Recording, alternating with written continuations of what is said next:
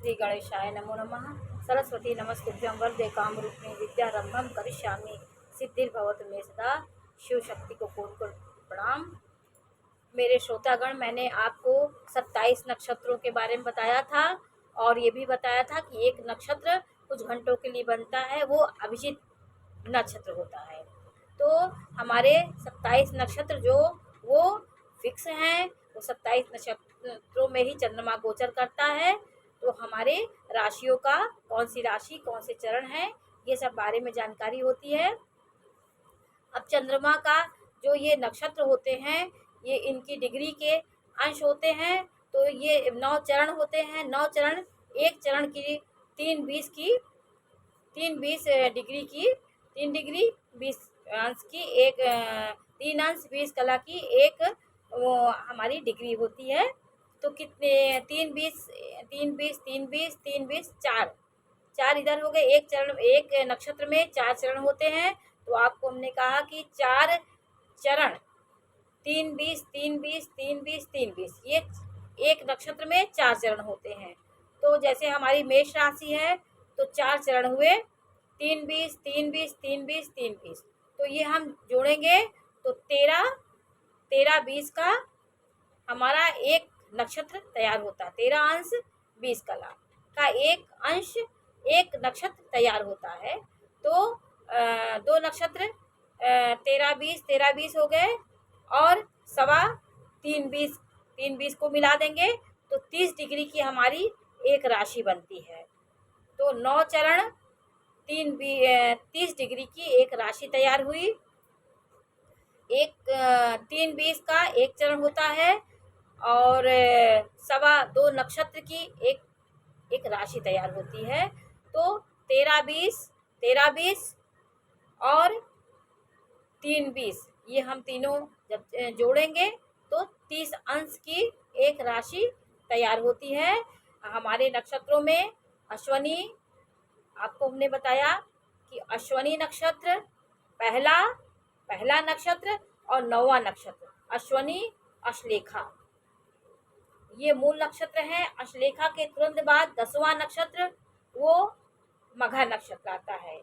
फिर मघा के 18वां नक्षत्र जो होता है वो ज्येष्ठा नक्षत्र होता है, वो भी मूल नक्षत्र होता है। फिर 19वां नक्षत्र मूल नक्षत्र जो गंड मूल नक्षत्र के अंतर्गत आता है और 27वां नक्षत्र रेवती नक्षत्र।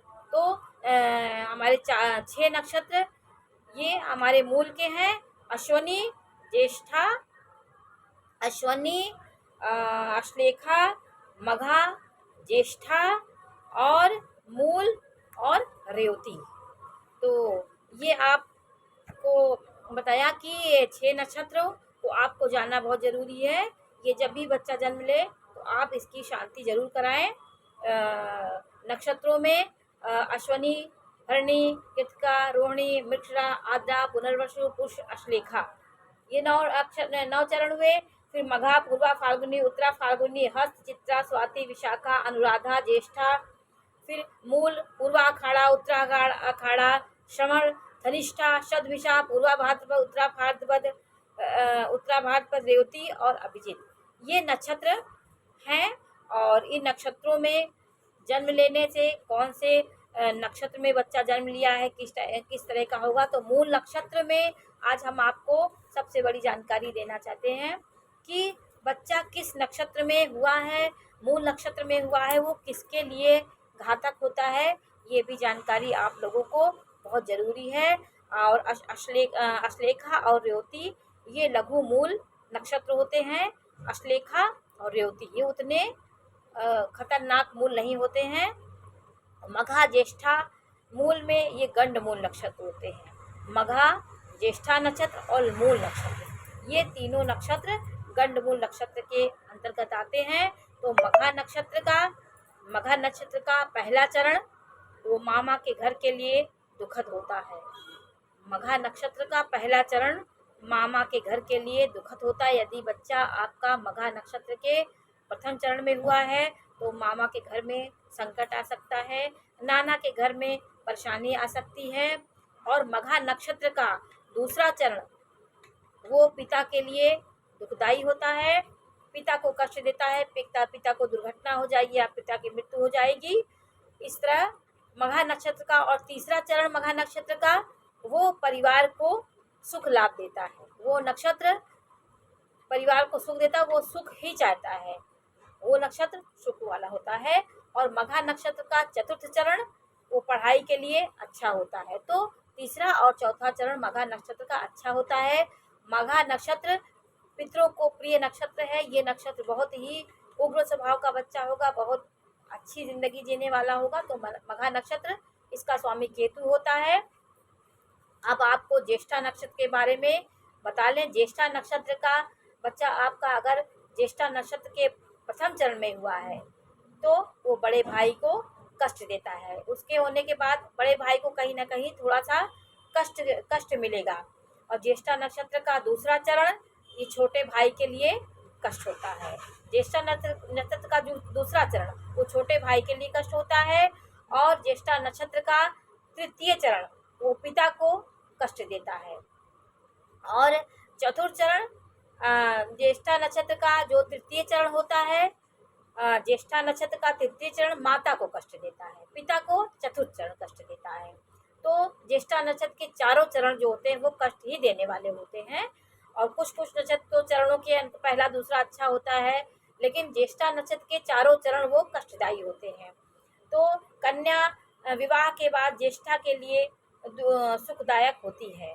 कन्या जो है विवाह के बाद वो जेठ के लिए, अपने बड़े जेठ के लिए, जो अगर कन्या ज्येष्ठा नक्षत्र की हो तो ससुराल में अपने जेठ के लिए लाभप्रद होती है। ये हमारे शास्त्रकारों ने बताया है। और मूल नक्षत्र, जो मूल नक्षत्र आया, ये तीनों मघा, ज्येष्ठा और मूल, ये तीनों गंड मूल नक्षत्र हैं। इसलिए मैं इनके बारे में आपको जानकारी दे रही हूँ कि मूल नक्षत्र जो होता है उसका प्रथम चरण जो होता है वो पिता के लिए दुखदायक होता है। मूल का पहला चरण पिता के लिए कष्टदायक होता है। पिता को कष्ट देगा, उसके होने के बाद पिता दुखी होगा, कष्ट होगा, उसकी उन्नति नहीं होगी, ये सब बातें होंगी। और मूल नक्षत्र का द्वितीय चरण वो माता के लिए कष्टदायी होता है। वो माता को बहुत कष्ट दे के जाता है, बहुत कष्ट देता है। तो और तृतीय चरण धन हानि और चतुर्थ चरण अच्छा होता है। अगर हम मूल नक्षत्र के चतुर्थ चरण में हुए हैं तो अच्छा होता है, सिर्फ लास्ट का चरण अच्छा होता है। तो इसलिए इन नक्षत्रों का शांति जरूर कराना चाहिए, ये बहुत ज़रूरी है। अश्वनी नक्षत्र पहला नक्षत्र होता है, उसके बारे में आप जान लीजिए। अश्वनी, अश्लेखा और रेवती ये लघु मूल होते हैं, ये उतने खतरनाक नहीं होते हैं। तो अश्वनी नक्षत्र जब आपका है तो आप प्रथम चरण में है तो पिता के लिए कष्टकारक होंगे। अश्वनी नक्षत्र का प्रथम चरण और द्वितीय चरण सुखदायक होता है। अश्वनी नक्षत्र का द्वितीय चरण सुखदायक होता है। तृतीय चरण राजनीति क्षेत्र में, सरकारी नौकरी आदि के क्षेत्र में बहुत अच्छा होता है अश्वनी का तृतीय चरण। और चतुर्थ चरण धन धान्य के लिए अच्छा होता है। तो चरण के अनुसार भी मूल के असर होते हैं। और रेवती नक्षत्र का पहला चरण धन की कमी नहीं होने देता। रेवती नक्षत्र का प्रथम चरण अगर आप बच्चा जन्म है तो वो आपको धन धान के लिए अच्छा होता है। दूसरा चरण प्रशासनिक सेवा या राजनीति के लिए अच्छा होता है। और तृतीय चरण हर दृष्टि से सुख संपन्नता देता है। और चतुर्थ चरण कष्टप्रद देता है। तो ये रेवती नक्षत्र के चरण हुए। इस तरह तो नक्षत्र होते हैं ज्येष्ठा, मूल, मघा, ये सब वो हैं गंड मूल नक्षत्र हैं। तो कुछ नक्षत्र कुछ चरण भी हमारे लिए अच्छे होते हैं। और अश्वनी नक्षत्र, ज्येष्ठा नक्षत्र, ये सब नक्षत्र आपको हमने बताया कि अब ये बच्चों के लिए, रेवती का चतुर्थ चरण बच्चों के लिए अशुभ होता है। इसलिए रेवती नक्षत्र बहुत वो नहीं है, लेकिन कुछ नक्षत्र ऐसे होते हैं उनको बहुत जानना जरूर होता है। मूल नक्षत्र वो सबसे घातक होता है। वो सिंह राशि में, आपका धनु राशि में हमारा मूल नक्षत्र आता है। और मेष राशि में हमारा अश्वनी नक्षत्र आता है। कर्क राशि में श्लेखा नक्षत्र आता है। वृश्चिक राशि में ज्येष्ठा नक्षत्र आता है। सिंह राशि में मघा नक्षत्र आता है। कुछ राशियां हैं जो मूल की कही जाती हैं। मेष राशि में मूल आता है, कर्क राशि में मूल आता है, सिंह राशि में मूल आता है, और वृश्चिक राशि में मूल आता है, और धनु राशि में मूल आता है, और मीन राशि में मूल आता है। तो 6 राशियां हमारे मूल मूल नक्षत्र के अंतर्गत आती हैं। तो आपको ये जानना बहुत ज़रूरी था। तो नक्षत्रों के बारे में योग भी होते हैं, तो ये इसके बारे में भी मैं आपको बताना चाहती हूँ। तो योग हमारे योग जो है वो भी जीवन में बहुत काम करते हैं। हम किस योग में जन्म है, आपका कौन सा योग है, ये बारे में भी मैं आपको बताऊंगी। योग होते हैं विषकंभ योग। अभी आप देखिए तो आपके योग लिखे होंगे, उसके सामने ये योग के नाम लिखे होंगे। तो ये कुंडली में ये सब भी जानकारी आपको रखिए। किस योग में बच्चा जन्म लिया है, योग आपका अशुभ है कि शुभ है, ये भी बहुत जरूरी है। योग, तिथि, नक्षत्र, करण, ये सब मिलाकर ही ज्योतिष तैयार होती है। विषकंभ योग, प्रीति योग, आयुष्मान योग, सौभाग्य योग, शोभन योग, अति योग, सुकर्मा योग, धृत योग, शूल योग, और गंड योग, वृद्धि योग, ध्रुव योग, व्याघात, हर्षण, वज्र, सिद्धि, व्यतिपात, वरी, परिधि, शिव, सिद्ध, साध्य, शुभ, और शुक्ल, ब्रह्म, ऐन्द्र, वैधृति, ये सब हमारे योग हैं। और योग के स्वामी भी होते हैं। ये सब बारे में मैं आपको जानकारी दूंगी। तो आज आपको मैंने नक्षत्र और योग के बारे में बताया। तो कौन से चरण किसके लिए घातक हैं, ये भी जानकारी आपके लिए बहुत ज़रूरी है।